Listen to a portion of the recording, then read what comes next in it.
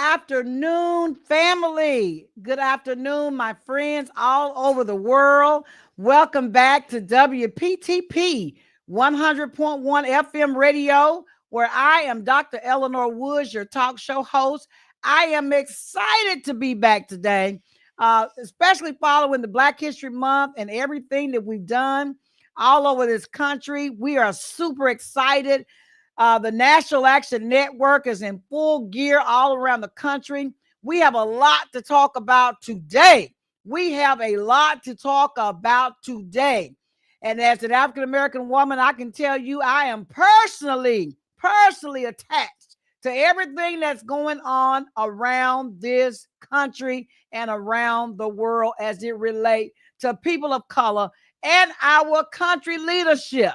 So we are here on WPTP today to talk about civil rights and what it means to you and what it means to you and you and you and you and what we all need to be doing to protect the democracy of this great United States of America.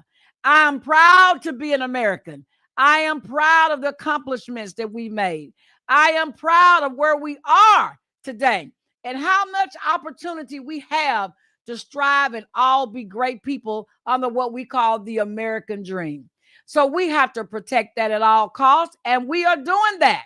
And that's why I'm glad that God has given us this platform on WPTP where we can talk to people all around the world, not just here in Chattanooga, but all around the world.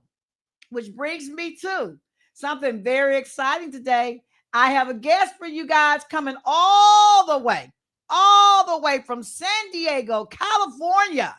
And she is dear and true to the National Action Network. She is true and due to the walk and the flight and the plight of civil rights activism. She is American winner when it comes to fighting for our civil rights and advocacy for our children. And not only for our children, for our education, economic empowerment, you name it.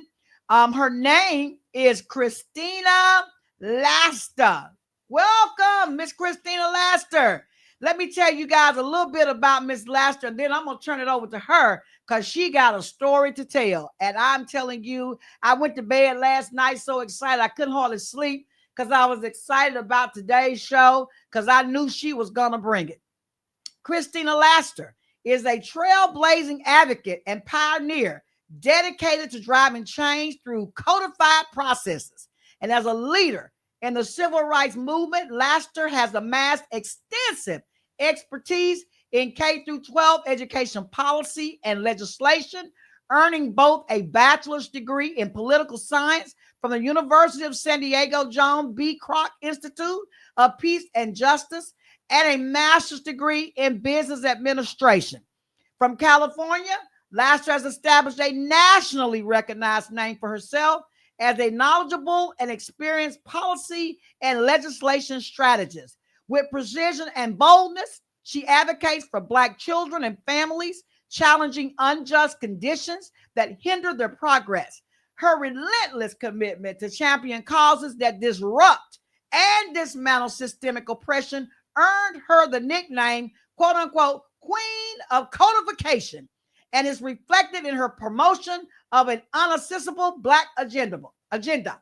This has cemented her reputation as a respected voice in the world of policy and legislation. She is nationally renowned as an activist, and she's nationally renowned as and has an impressive track record of spearheading social justice advocacy campaigns across the United States. One of her notable campaigns supports the nationwide Crown Act movement, which promotes anti-discrimination policies against absurd hair practices that disproportionately impact Black children in schools. She led the hashtag Justice for Journey campaign out of Michigan after 7-year-old Journey Hoffman's hair was cut at school, drawing worldwide attention. So I could just go on and on and on because she has a big story that she is going to share today that really touched my heart, that's ongoing right now. I want to thank her for what she's doing in the acts of civil rights to help us and all of these people in this country, not just Black folks. She's helping people all across the nation, all across, I call it backgrounds and ethnics and cultures, and everyone has benefited. If you have a child, you have benefited. If you are Black, if you are brown, if you are white, if you're a woman, if you are LGBTQ, if you are Indian, if you are Hispanic, whatever you may be, she has helped you. And that's why it brings me pride and it brings me honor. And I am privileged to introduce to you all and basically tell most of the world that I already know her that she is here on WPTP, right here out of Chattanooga, Tennessee, in the south of Tennessee. Welcome today, Miss Christina Laster. Welcome, lady. Peace and blessings. It's always a joy and an honor to be able to talk to our community, to our people, and let them know what's happening with children in ways that we can protect our children, keep them safe, and make sure that they thrive. And so I am happy to be here. But today, this is very personal to me as it hits home and applies directly to my bloodline, to my seed, to my daughter, to my granddaughter. And so I appreciate you having me on. And I just say hi to the audience. All right. So, Christina, tell me a little bit about how you got started in this civil rights movement. All of us have a story to tell, but what made you just really want to be involved in civil rights? Because there's a whole lot of things you could be doing. You're an educated woman with bachelor's and master's degrees, and I'm sure you could have found a whole lot of stuff to do with yourself. What drove you to the civil rights movement and the causes? So when you look around and you see issues, but you don't see the particular solution that you have in your imagination, in your mind, then that's how sometimes you know you're the one to fill the gap. And so, there are a lot of issues happening with children. I've worked with children since I was 18 years old. I worked for one of the biggest school districts in this state, let alone this country, working with early childhood education, special education. And there were a lot of issues that I saw with my eyes and experienced as an educator, but there weren't solutions. And so I became a gap filler. And part of those issues were the divide between, parents' rights and the education system. And then that can be, spread across industries. Parents' rights and the child welfare system, parents' rights and the court or legal system, right? And I knew as a parent, I wanted my rights protected. And as other parents that I was working with, I didn't want their rights violated, but I knew everyone had a job to do and it was not meshing the way that it should. So, working on the educator side, but yet in community, hearing complaints and then experiencing things with my own children in school, I started to reach out to figure out where are solutions. Okay. And finding none, I started to create them.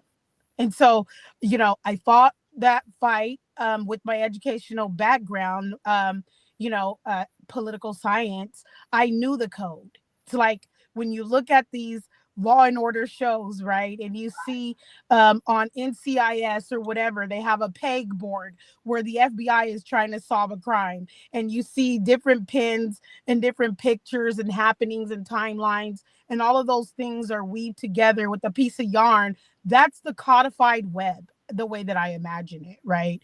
And that exists in all systems.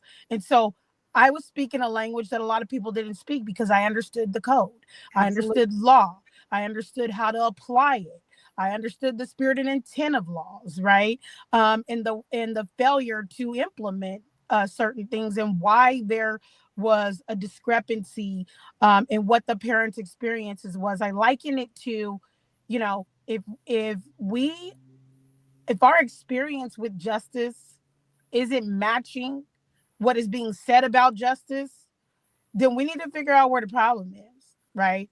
A lot of times we know, but our experiences, our lived experiences, are not equating to what is guaranteed in the law, Absolutely. And right?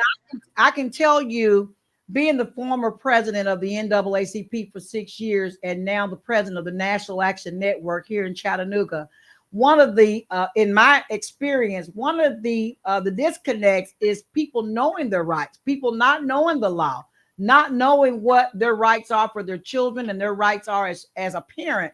And so, what we have done, and I hope and I pray and I know that you are educating your community and through your national platform, because you have a platform on something similar to know your rights, meaning Yes. that if parents don't know their rights, they won't even know where to pick up the mantle and start the fight. And so, that's where we are. And now, with what's going on around the world, we have to continually challenge and protect the Constitution so that those rights are not disturbed and destroyed. And so I just want to first of all thank you for doing the great work, because it Right. takes all of us. It takes all of us. And with your knowledge and your wisdom and the people that you rub elbows with throughout the country, you are able to do so much. And that's what I like to tell my audience out there. You have to get connected. You are not an island. No one is an island. There are so many people out there. They don't know where you are. They have no idea what your struggles are until you make it known. And then there's people like Christina that's way over in California, that's working all the way over here in Tennessee. And, just doing things all across this country from the West Coast to the East Coast, that's out there. And so we are here to bring her to the stage because people need to know who you are and what you're doing and some of the cases that you are up against right now. And I'm going to give you an opportunity to dive into that because people need to know what's going on. It is because of you that these things that are happening to our children are brought to light. And when you expose people, a lot of times people don't get exposed. When you expose people and you bring national attention, not just local attention, this is bringing you national attention with this issue that you're dealing with now. When you bring national attention, then you bring in other resources, people from other places around the world that will see what's going on in California and begin to join arms with you to fight. So, with that being said, I've given you an introduction into what's going on with this baby that you are having to fight for now. And I know there's a lot of them, but when I read this story, tears came to my eyes because I said, here we go again. Here we go again with white privilege. And I can say that it's true. Here we go again with white privilege. And you have this little black baby that's a mixed baby. The mama's black and the daddy was white. And I'm not going to tell the story because I want you to tell it because I don't want to miss one iota of what happened in this case. So go ahead, Christina, and tell the world what is going on with this little baby. Absolutely. So I'm a mother of four and a grandmother of five and one grandchild on the way. Proudly, I say that, right? Be fruitful and multiply. And so I have my oldest daughter whose name is Kayla. Kayla has five children and I love my grandchildren. Okay. It doesn't matter, about the drama between parents. Grandparents are going to be there to love their grandchildren and fight for them, to protect them at all costs. And that's what Yeah. I'm here to do today. And so my little granddaughter, who is now 8 years old, has been trapped in a codified web of nonsense. We have not seen her in a year. Okay. I need y'all to understand that. And the system, courts, child welfare, all the law enforcement have protected this family at all costs in violation and contravention of my daughter's rights to her child. Okay. Initially, it was the dad manufacturing fraudulent statements, misrepresentations by his attorney, which the court seemed willing to and open armed to accept. The That daddy is base, the dad is a Caucasian, correct? yes. Caucasian. Okay. Okay. Me and my family, we were bringing all of the facts.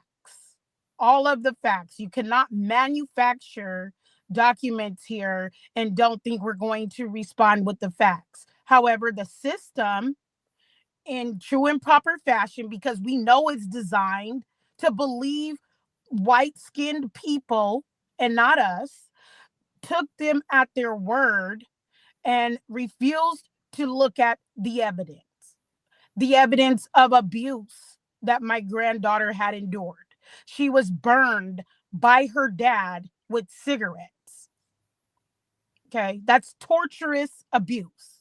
Look that word up. I'm not making things up. Okay. She was beaten on her back like a slave. Her back looked like raw steak. Okay. I received a phone call from the elementary school because, when my daughter decided to get away from this man and take my granddaughter, they lived at my house.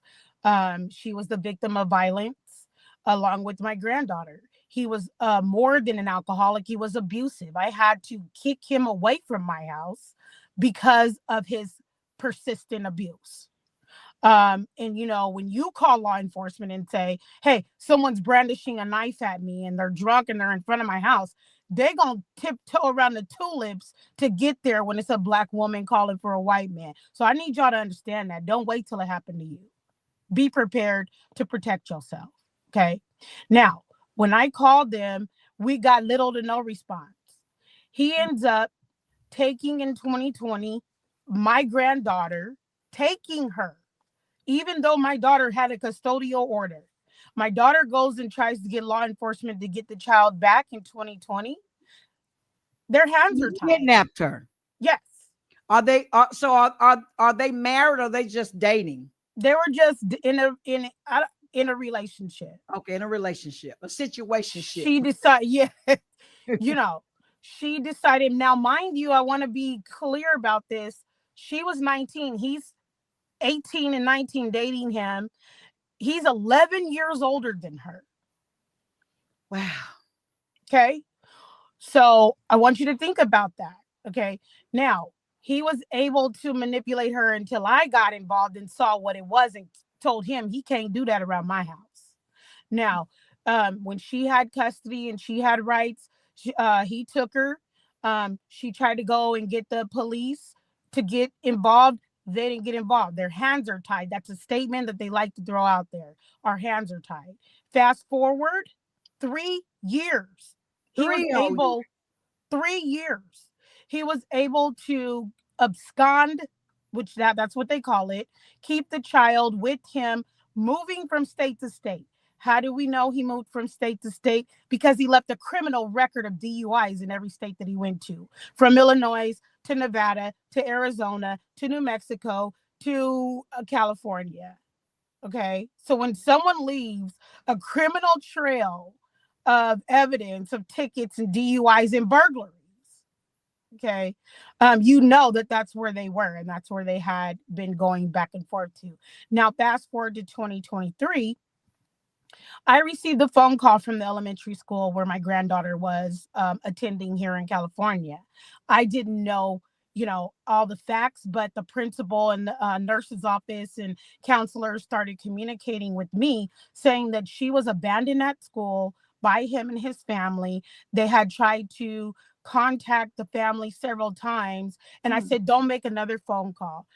I will be there in 3 hours. Give me 3 hours because I live 3 hours away, unless I can get someone else on the phone to go over and get her. They refused to allow me to call someone else. However, because I'm an educator, they could see me in the system as a mandated reporter and all those things, right? They verified this is who she is, and yeah, she's legit. Okay. They were gonna allow me to come get her, but they said, you know what? We've already waited an hour and a half past school hours. And at this point, you know the protocol. And I said, I do. I do not want you guys to hand her over for fostering or for her to be in an orphanage. I am willing to come and get her. She has family. I'm not sure if you're aware of that, but she has family. And so I said, give me her dad's number, that you're calling and texting and asking them to pick up my granddaughter, and I will begin to reach out.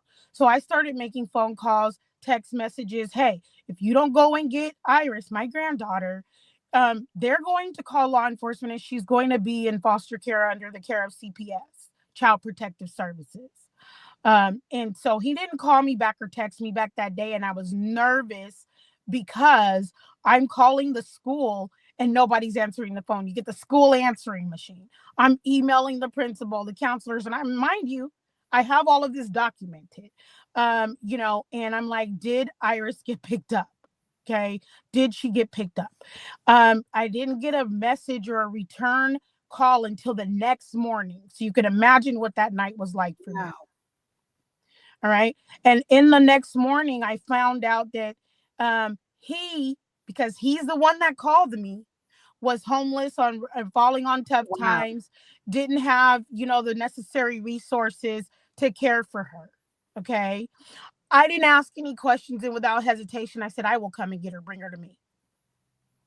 I don't know. I don't want all the rest of the stuff about the past few years. I don't have time to process that. I'm immediately standing in the gap. I will come and get my granddaughter and take care of her, give her to me. He said, of course, let me think about that. I do need help. You have a Like, place to stay. There's nothing to think about. so initially he asked for money and I started sending him money, which I have receipts, right? But I needed an address. Remember, I needed an address. So I'm working to get that address. A month later, I finally, connected with him.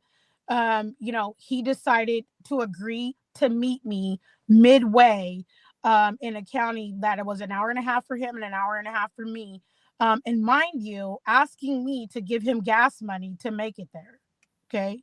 And so I'm like, I can meet you halfway on the gas, or I can come all the way. What do you want to do? He wanted to meet halfway. So I go and pick her up. She has her, bag of stuff. I was going to throw that stuff away anyway, y'all, just so you know. I wasn't planning on keeping the bag of clothes. He's turning the baby over to you when you meet Yeah. him halfway. Okay. All right. Mm-hmm. She saw me and was like, Grammy. And she saw her TT and her uncle, who are my younger children that she calls TT and Uncle Daniel. But she was sleepy because of it was nighttime, the drive and all of that. Now we have text and voice communications going back and forth about this situation of the drop off, right? Me Right. saying, the school is calling, someone better go get her. All of that documented. All of that was ignored, by the way. Now, I take her home. We lay her down. The next day, give her a bath, right? We're going to put some fresh clothes on her. I see that her whole entire, like the back of her body, has been Do you have any beaten. pictures? I wish I'd have known about that part. I would have loved for you to have shown those pictures on. The pictures are, and I Yes, will of her put the back. links in the chat. So we have a campaign on Wow. Instagram, and it has the pictures. I immediately turned my recorder on because I know, as a mandated reporter who worked in early childhood education and special education, you better protect yourself and get a statement, Wow. even if it's someone in your family. When you're talking They to could a easily child, shoot you. right? Because they'll come against you. So, I immediately turn on the recorder.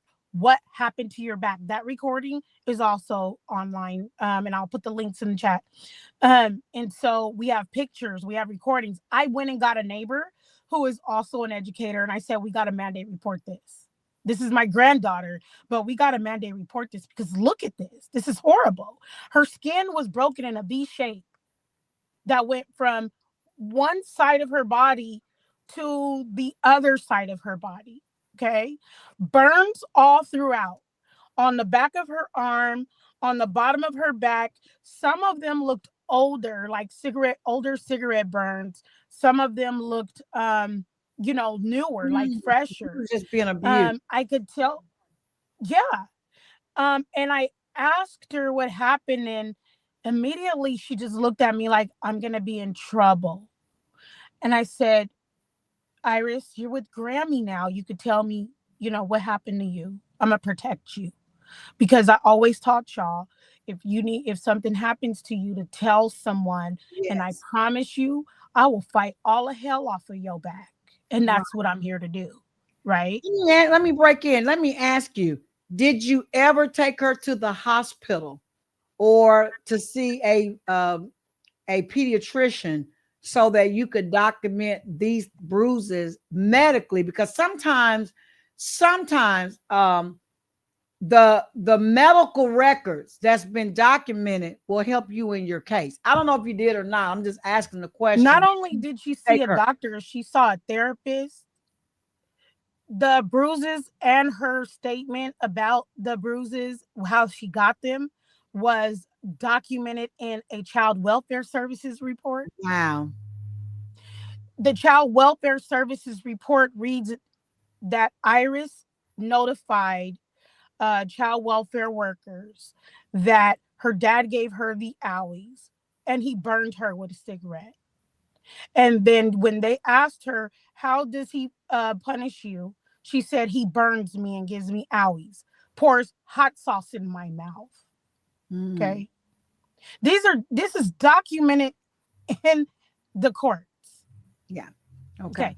Now, I then call the legal rights holder, my daughter, right? Because if you guys know about custodial matters, both parents, unless one has a court order, is the legal rights holder of the child until one gets a court order. She at this Um, point she had not lost her custody. no, So the she had dad right took to have her. her child. So you got your baby back. Yes, So now basically. we're gonna go forward. How did it get from, because I'm gonna fast forward. How do we get from you've got your baby, you've documented all this abuse, and now you're back in court to do what? So we're back in court to get a protective order, and again, my daughter had moved to Tennessee, and so she was trying to have her rights recognized in Tennessee, right? And that's where Nan, Tennessee, came in because one of the chapters had been helping her in the courts, going as a victim's advocate, helping her through other processes to get it codified in Tennessee. So we Yeah. got everything codified, and the dad decides months later, I'm talking about from May all the way to September. He's going to wait till September to go to the California courts, say that we kidnapped her, took her to Tennessee, and refused to bring her back, and that she's missing school. She was in Starts, school in Tennessee, correct? She was in yep, school in Tennessee. yep. Okay. Okay. So, all right. So, okay. All of this is documented, right? So he then gets the San Diego County District Attorney's Office to enforce the fraudulent order that he got. Well, the order that he got by fraud and misrepresentation in the courts. He did not tell the courts that my daughter actually had a 2020 custody order. All he said was that I've always taken care of my child, and her mom took her, kidnapped her, took her away from my loving, caring home, and took her to Tennessee. Immediately gets law enforcement to act. We Right. got prosecutors calling, we got investigators calling, we got everybody calling under the sun, and I'm like, whoa, step back, because this is a victim of violence situation. This is a situation where a child has been abused. They asked if I have documentation. I'm sending them all of the documentation from, doctor's visits to case report numbers, file numbers, Right. to, pictures, to mandated reports. And they This still is where I wanted to want move. to step. This is where I want to step in because I see where the problem started just from my experience working as a civil rights activist now. I guess I've been in civil rights activism for 20 or 30 years. This is for women who are in abusive relationships. You cannot protect the abuser. The moment the moment that they abuse you physically, verbally, whatever, you have to start a paper trail right then. And Yep. you cannot feel sorry for an abuser because an abuser will get worse and worse and get a protective order at that moment. I had to get a protection order. I know what a protective order is. If you get a protective order for your child and yourself, they cannot come within so many feet of you. And that's something that I think that we women, and some cases men, I don't know, men are being abused in some situations, but rarely. We don't understand the process. Once we get a protective order, no matter where you go, whether she left California, went to Tennessee, or went to Mexico, or wherever, that protective order would protect her and that baby against the aggressor. And so when you don't do that, and when you get, say she came to Tennessee, the courts in Tennessee, her there. So Dr. Woods, the courts in Tennessee ultimately gave my daughter a protective order. It's got to be for the child too. Did she get a protective order? Okay, all right. And then he flew out there and they saw his white face and they took away the protective order and said, well, we can't stop you from doing what you need to do. Well, then this is why I'm so glad. And people say this all the time. We don't need this. We don't need that. You know, it's an equal playing field now. Everything is going to be just fine. But civil rights organizations are crucial. And lawyers are so important in these type of cases.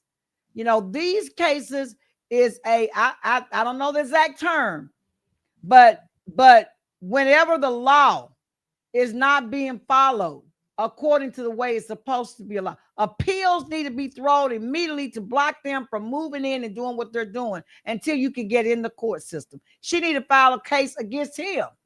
You know, just like he's filing one against her, she need to file one against him. I would have immediately filed a case against him. He wouldn't have had a chance. So I want you guys to understand how deep this codified web of oppression is deep. Goes. It's deep. Because we have 5 attorneys who have fought this battle hard in the courts, 2 on both sides and 1 extra for the family courts here. And the judges have been somewhat corrupted. Okay, we've had years of evidence. Wow. We've had, advocacy organizations that have been there. I see Nan Antelope Valley. They've been at every court date. I know Nan Middle Tennessee has been at everything. And, initially about 2 weeks ago, because my daughter was ultimately charged with child abduction in the state of California based on this false representation in the court, and then charged with custodial interference in Tennessee based on this false representations in the court. They refused to view our evidence. They refused to even listen to their own agencies, child welfare service agencies, okay, that told them that the child had been abused. And let me tell you how serious this is. January 12th of this year, the father died. Okay. My granddaughter's father died in a motorcycle accident. It's alleged that he was drunk. The grandfather then refuses to give my granddaughter back to her. Oh, you got to be kidding. Law enforcement and the courts protect him. I didn't know that children are inheritable. I didn't know you could inherit a child unless you're enslaved. I don't understand the law. We're going to get to the bottom of this because, we've had similar cases in Tennessee with other issues involving children and children being taken away from their natural parents and natural grandparents. And there has to be some new legislation put in place to protect natural parents. And so this is why it's so important when you're voting and you're looking at the best candidate to represent you, that you understand where they stand on certain issues like this, so they can be an advocate when it's time to introduce a bill to protect your family, in this particular situation, your daughter and her rights for her baby. Because this not only affects the child, it also affects your daughter. Now she has criminal charges on her. This will affect her ability to do certain things that involve children, certain jobs, certain governmental jobs she'll never have access to because of these charges. I don't know if they consider these felonies, but I would think that they would, that these would be a child abduction case.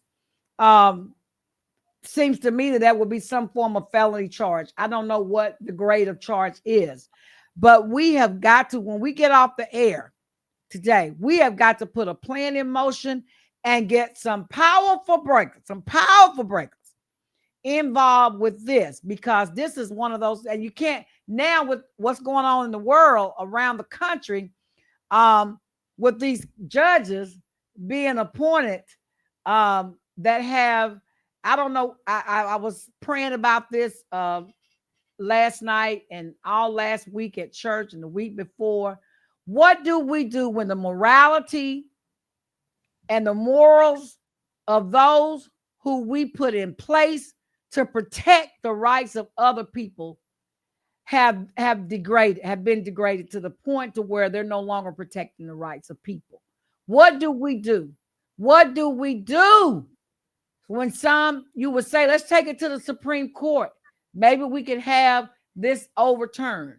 But we're living in a world right now where nothing is working the way it should, and that's God's way. We're living in so now we are in perilous times. And I say this because Black people listen to me and brown people listen to me. We are living in a time where the people are going to have to get together, just like we did in the civil rights movement. Because when the people come out together on one accord, then that 1% of the country or that 2% of the country that's trying to run it all, we prevail. Truth always prevails. We are going to have to do this again. History is repeating itself. Whenever the morality of the country is down to almost net zero, there is no way we can continue to sit. I was telling my friend earlier this morning on the phone, the house is on fire. The house is on fire. And just like the folks on the ship that sunk to the bottom, they were playing the flutes and the violins, the Titanic, and they were saying the ship is sinking. And they thought, no way this ship is sinking. It was made with the best material by the best folks that could build boats. And they just kept playing the music and kept dancing. And the ship was sinking and sinking and sinking. They still didn't believe that ship could sink. And where did they find the Titanic? At the bottom of the ocean. This country is on fire. It is on fire. And people don't believe that the United States, the world leader in peace and justice and fairness and equity, is on fire. It is on fire.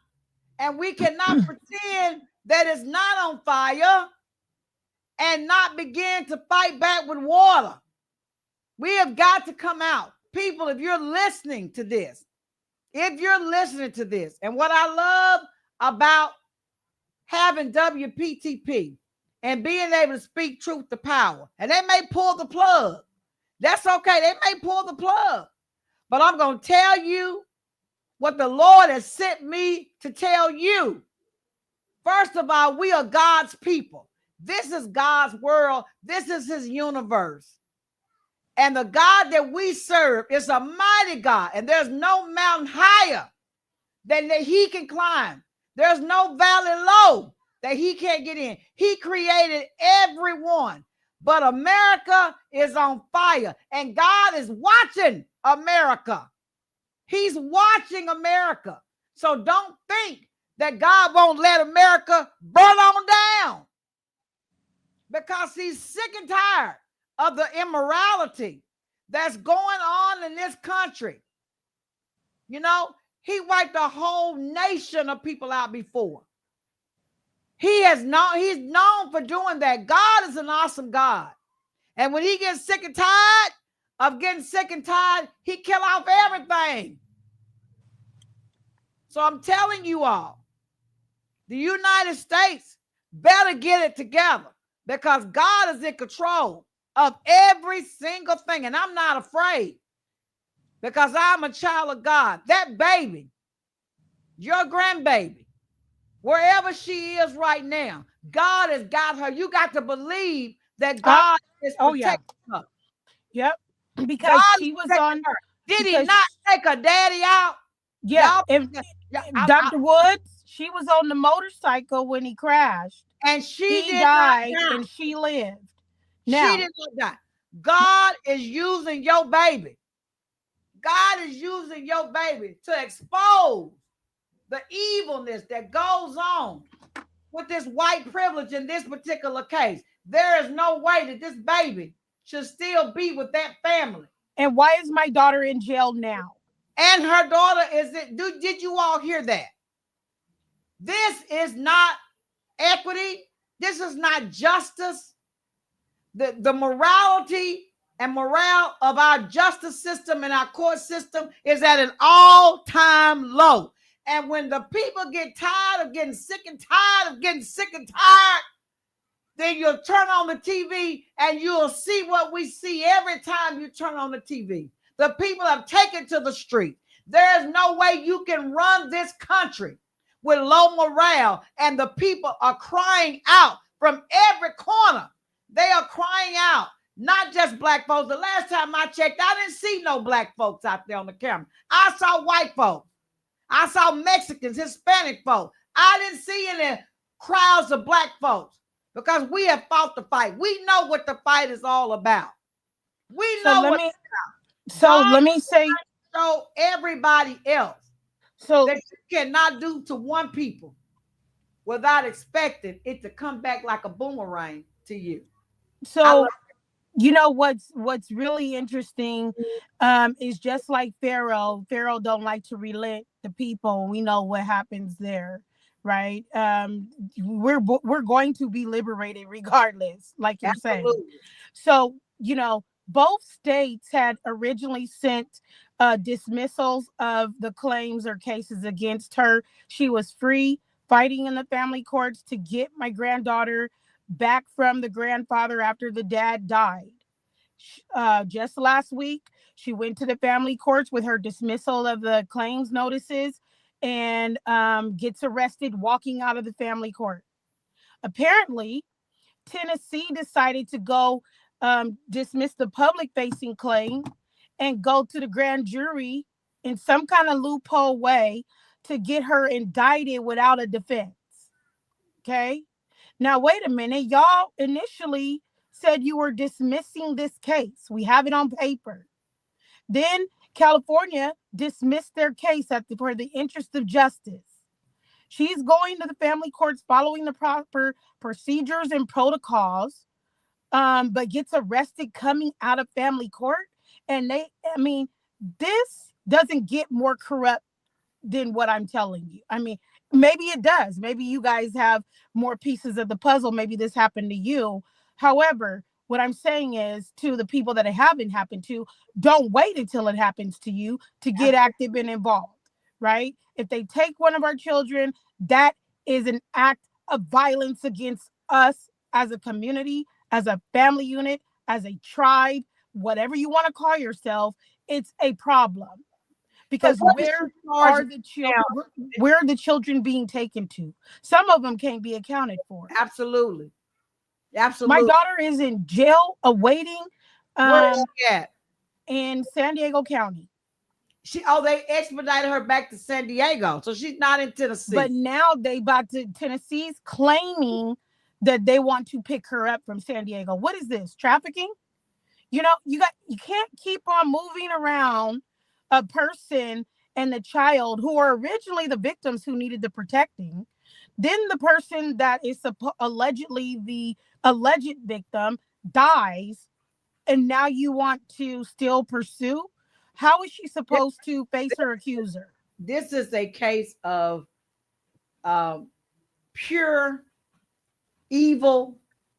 And if it's ever a word or ever a time you would use injustice, this is injustice. And this is where you get all of your black legislators. All of your black legislators involved, from California all the way to Tennessee, all of them legislators, listen to me. We have a mother who is being held, I call it hostage, held hostage over her baby. And we have all got to get together, from every legislator in the state of Tennessee to every legislator in the state of California. And we're going to get together. We're going to talk about this off of the show, how to combat this evil and get your child her fair and equitable and justice treatment for her baby. Her due process? Yeah. Work with that. What can we do? Do you have a letter campaign? I do. You have anything we can sign up and absolutely free your baby? Absolutely. If you are in the state of Tennessee, I need you to get on the phone with Governor Lee's office and the general attorney and let them know that this is a major injustice and you want them to repair the harm that they're causing to me and my family. Repair the harm by doing the right thing. Okay. We have a letter that is written up. It's on Instagram. I'll come back and leave it, or you can look up ANWO, ANWO, and you will see the campaign ANWO Uhuru, UHURU, and you will see the campaign there.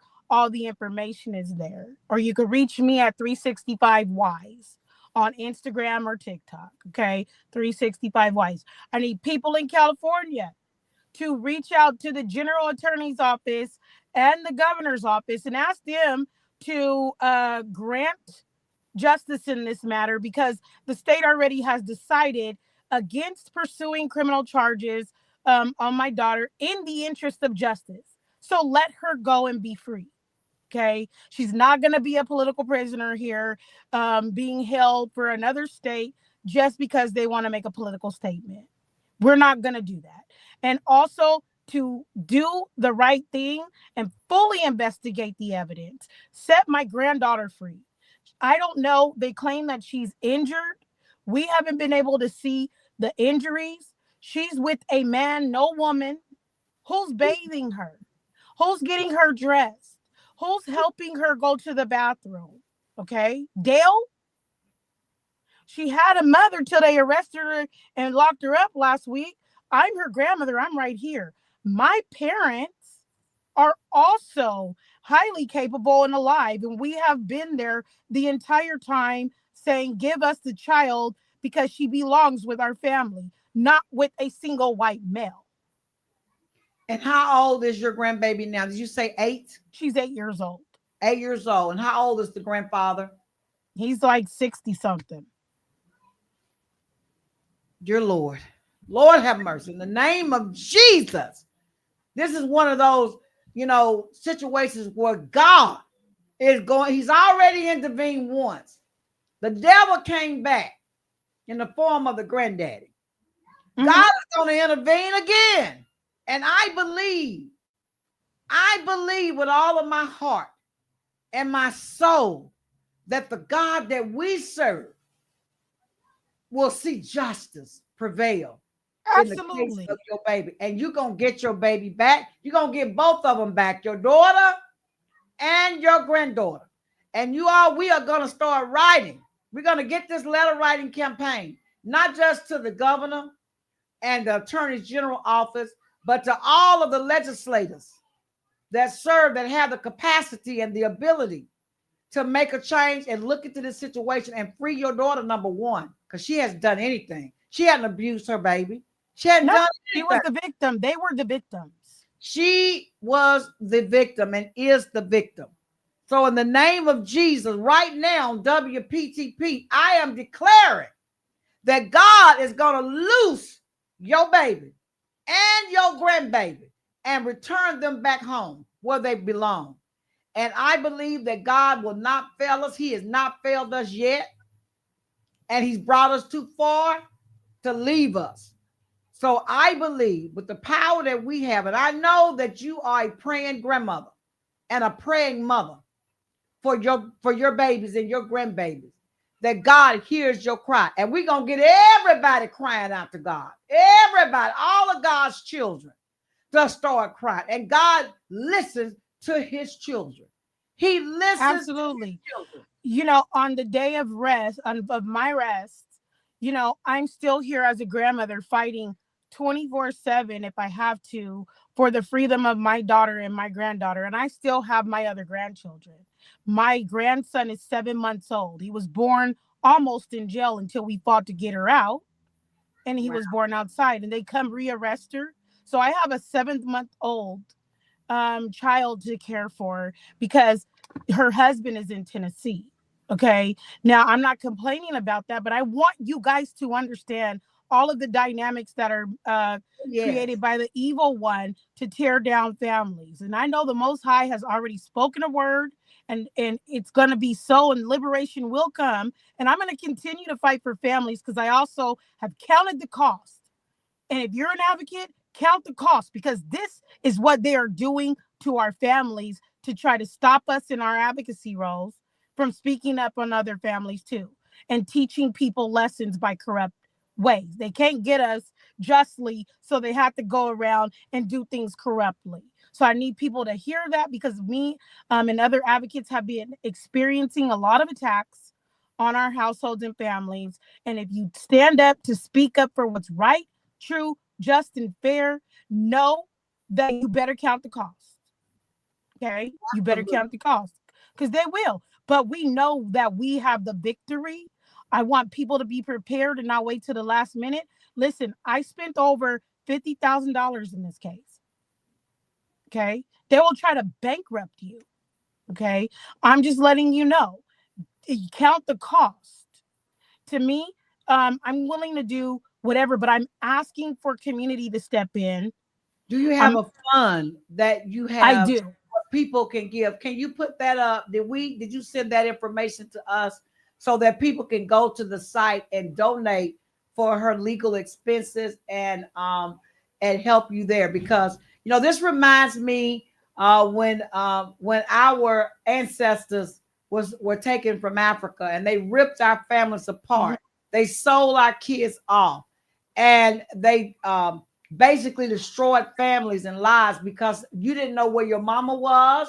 Your mama Right. didn't know where their babies were. Husbands, and wives were split apart as they were sold into slavery. And this reminds me of that. This baby has been ripped from her natural parents, and nobody really knows what's going on. She's been abused. We have proof of that. And yet still they delivered this black child, because she's a black child, Yo, into the yeah. into the hands of the aggressor, of the criminal. She's Right. been delivered because she's a black child. I believe in all of my heart, had this been a white child, they would not have delivered a white child into the hands of a black man. If it was a mother No, no, no, no. where the mother was white and the father was black, there is no way. So these are the injustices that we deal with every single day, every single day. And so and I guess, we'll have to continue to pray, but Absolutely. until justice is served, we won't go to sleep. We're going to stay up on this. We're going to put everything we got into it, Christina, and we're there for you. I And we're appreciate gonna look that. to see what resources we have. We have some legislators. I know the Democrats are fighting a fight, and it's two of them, and it's 100 of the others. But I truly believe in the spirit of Martin Luther King, that it doesn't matter how many people are against you. If God be for you, it doesn't Nobody. matter. It doesn't matter. So we're not afraid of the giant. Mm-mm. We're not afraid of anybody, because God rules all things. And in that light, I'm going to give you the last words to say. What can we do? I know you said we could write letters. We're going to get that information on who to send it to. California, Tennessee legislators. I know some in Tennessee myself. What can we do with the criminal justice system? How and who do we reach out to? So I want people to, they can look me up on for the GoFundMe part of the legal defense fund. That's going to be under my name as the organizer, Christina Laster, Laster. Okay. Also, if you want to get the template that we're doing that mass campaign on letter writing to the general attorneys, you can find me through any of the NANs mentioned here, NAN Middle Tennessee, or you can look me up on Instagram, 365 Wise.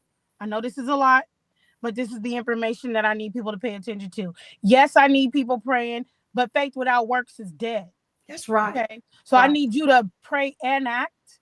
Reach out to Nan if you want to do more, so that they can reach out to me. I'm more than willing to provide more information if you're a lawyer listening to this, and you have a thought around, the constitutional violations and legal challenges that should be made here.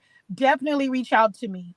If you are a social worker and you want to figure out why, social services didn't do more to act, because they say that they're there to protect children and they knew she was being harmed. Reach out to me.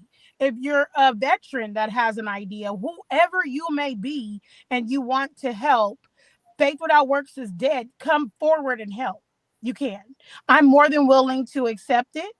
But then to those that can't move and act, but just want to move all of heaven for to manifest the miracle on earth, to manifest the spoken word of liberation, justice, and righteousness upon the earth, please do pray. Please do fast. Do what the Ruach, the Holy Spirit, leads you to do. But this is a serious situation. I want Man. people, when you hear of families being harmed in this way, children being harmed in this way, don't automatically write that person off. Okay. It sounds crazy, but it's happening. It's happening. So please do what you can to safeguard and protect families. Let's get Iris out of the hands of wickedness and back to the family that is loving and caring for her.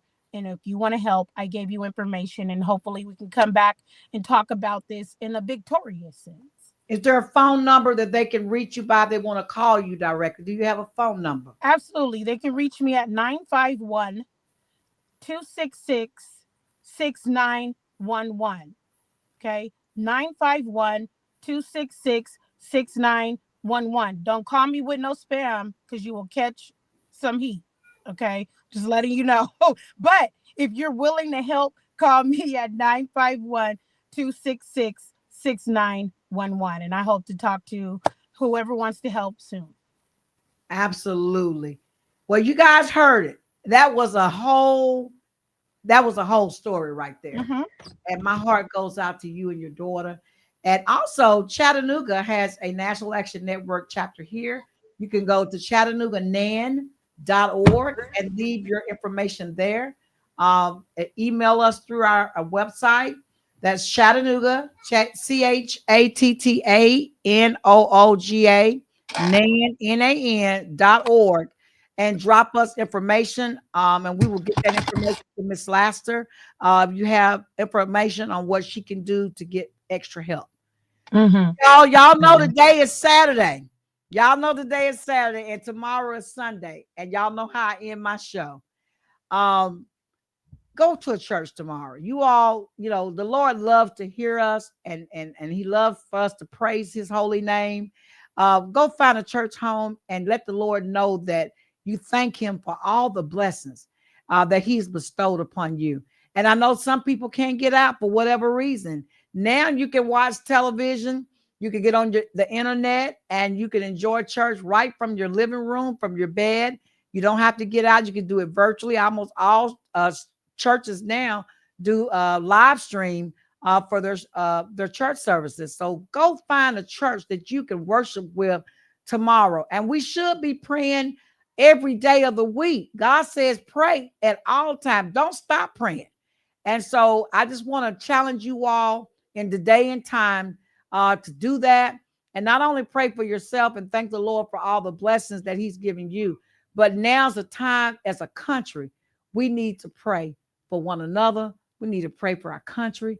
We need to pray for our leadership. Yes, pray for our leadership, that God will continue to protect us and keep us covered in his bosom while we go through these changes right now.